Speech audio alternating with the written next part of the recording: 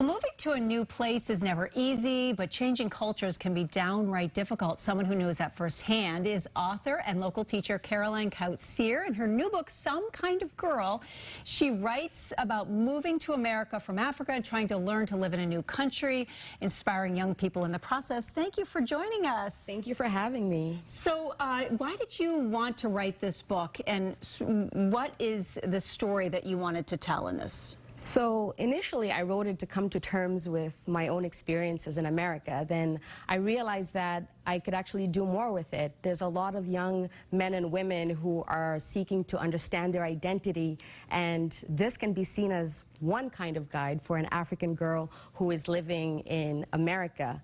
And the other thing is, for the diaspora audience, it can be a struggle to adapt to American culture. So I share my insecurities and my fears, but also it's a celebration for anticipating to find a new identity in a foreign land. So this is something that I kind of had. I wanted to join everyone, bring everybody together with my experience.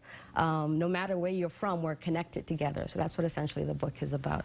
And even if we aren't moving and starting anew in a new country or a new place, talk about what we can still learn from this. Okay, so one thing that you will notice is how I have really learned individuality in America. I think I never really understood a sense of belonging when I lived in Malawi. So when I moved here, I realized that there's so many communities that I can be a part of, and it's very important to me. So I have different faces that I put on. I've accomplished a lot as well. Things like being a college student, being an actress, being a mentor at Brown University, 13 years of being a college professor. People can learn a lot from all of that. And you're now a teacher at Thayer, teaching English. Explain how that happens. I mean, it's just so amazing, your story. Yes, so I went to a private academy in Malawi called Kamuzu Academy.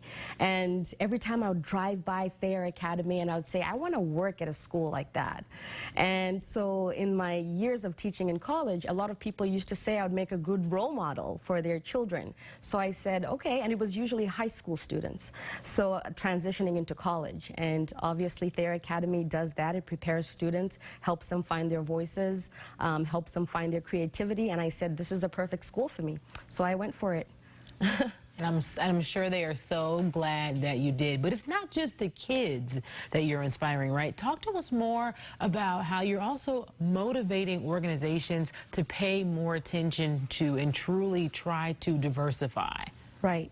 So it's very important to me because I'm kind of like an outsider looking in on America. So a lot of companies hire me to share about my experience. I aspire to be a female Trevor Noah, so to speak. So I go into these companies and I start these conversations where people understand their place in society, cross-cultural interactions that they have, a lot about diversity, equity, inclusion, and belonging. So I use my voice to raise awareness. I use it to cure ignorance and to share a more unique perspective that other people can grow from. All right, real quick, Some Kind of Girl, Kautsire. What kind of girl? This is your first book. That's my and first this is your book. Second book. Yes. But just such important stuff. And stuff don't have to be moving to a new culture to really get something from this. Absolutely. All right, thank you so much for joining us Thank you so much for having me.